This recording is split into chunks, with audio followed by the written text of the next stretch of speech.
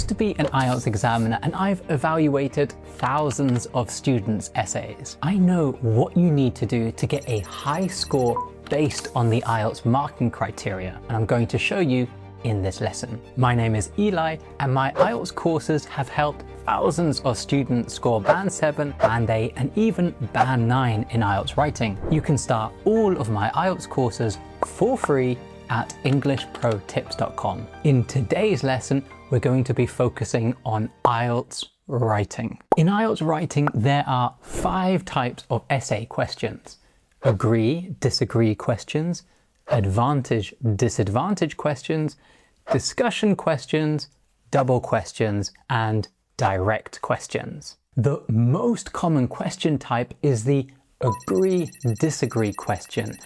38% of the time, you're going to get a agree, disagree question. Because it's so common, this is the most important question type to practice before your IELTS test. We're going to write a Band 9 IELTS essay for this question. Teenagers should have regular exams at secondary school, as this will prepare them better for life after leaving school. To what extent do you agree or disagree? Now, it's very easy to identify an agree-disagree question because it will say something like, to what extent do you agree or disagree? To what extent do you agree or disagree with this statement? Do you agree or disagree with this opinion? Or simply, do you agree or disagree?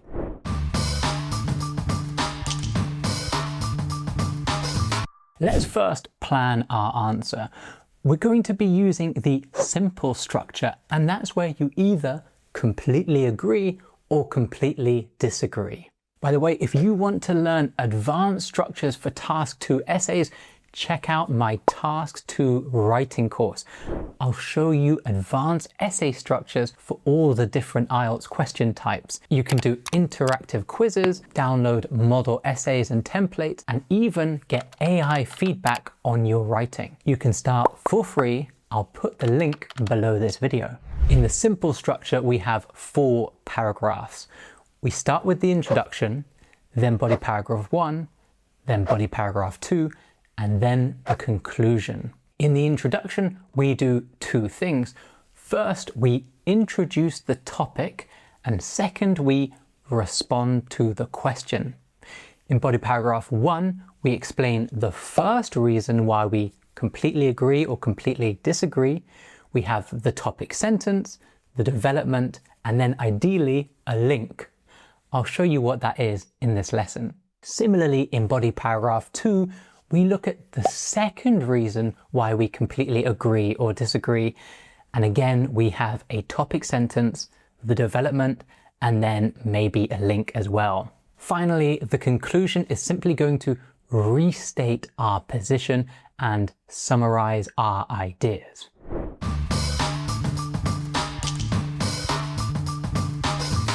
The question is, teenagers should have regular exams at secondary school, as this will prepare them better for life after leaving school.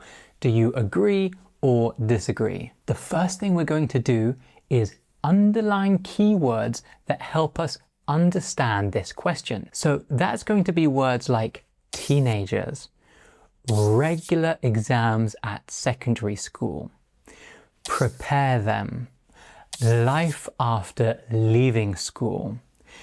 Underlining these keywords helps us to fully understand the question. Next, we're going to think of ideas. Now, you don't have enough time to write a detailed plan. Just a few words will be enough. In this case, we're going to completely agree. We need 2 reasons why we completely agree. Why do you think that teenagers should have regular exams at secondary school? When it comes to thinking of ideas, I suggest 2 things. Firstly, go with the first idea that you think about.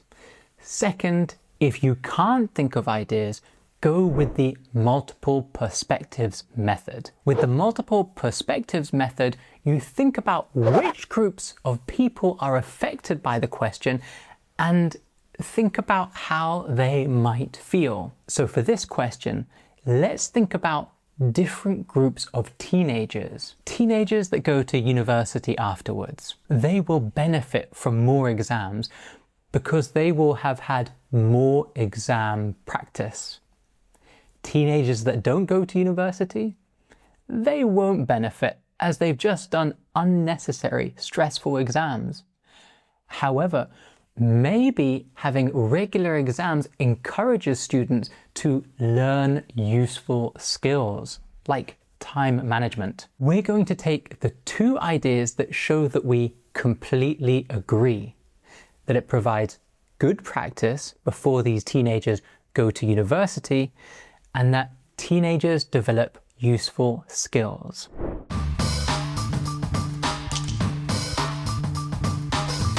We start with the introduction. Our introduction needs to do two things: introduce the topic and respond to the question. Let's first introduce the topic. We're going to say something like this: exams are an important feature of secondary education. However, there is contention over whether frequent exams prepare students for post-school life. What we've done is we've taken the question and we've introduced the idea in our own words. The question has regular exams, and we've changed that to frequent exams. The question has life after leaving school, and we've changed that to post-school life. The next thing we do is to respond to the question. Now the question is, do you agree or disagree? So we're going to write, I believe that teenagers should be given regular exams, as this will provide useful practice before they go on to be assessed in university, and also help develop a range of skills which are essential in the world of work. When we respond to the question, a good idea is to mention the ideas that we're going to write about in body paragraph 1 and body paragraph 2, and you can see that here and here. Let's now look at body paragraph 1. In body paragraphs, we want a topic sentence, a development, and a link. We start with a topic sentence. Having frequent exams at high school ensures that teenagers have had ample examination practice before continuing to higher levels of education. Remember, the topic sentence should be a short sentence that shows the examiner what they will read about in this paragraph. It's going to introduce our idea. Now we move on to the development. In further education, it is almost certain that students will be tested in one way or another. This may be practical. For example, a vocational course will require students to pass practical exams. Or academic. University students are evaluated on coursework type tests, formal end-of-year exams, or a combination of both. When we develop, we sometimes give a result, a reason, or we give an example. In this development, we've given an example of how students will be tested at university. Finally, we're going to have a link. Hence, exams at secondary school provide a foundation of experience which prepares teenagers for the tests they will encounter in further education. Now this link is optional. We don't usually include a link if it sounds too repetitive. The function of the link is to conclude our idea and explain why it is relevant to the question. Let's look at body paragraph 2. First, our topic sentence. Regular exams also push teenagers to develop a range of skills that are useful in the world of work. This is a clear and short topic sentence which shows the examiner what they will read about in this paragraph. Next, we need our development. For example, taking an exam requires a student to plan and perform in the test, thus developing time management capability, resiliency, and the ability to deliver under pressure. These skills are invaluable in a professional setting where it is essential to be able to organize the workload and meet deadlines. Great, we've developed our idea with an example. Let's finish with a link. The more exams that teenagers have in high school, the greater the opportunity to develop such skills. By the way, this is a great structure for writing the link. The more, then subject plus verb, the, and then comparative adjective, subject plus verb. Try using this in your own practice essays. Okay, we've written our introduction and 2 body paragraphs. The final paragraph left is the conclusion. Now you must write a conclusion for your IELTS essays. In fact, if you don't, it's very unlikely that you're going to get above band 6. Our conclusion needs to do 2 things. It needs to restate the position and summarize the ideas.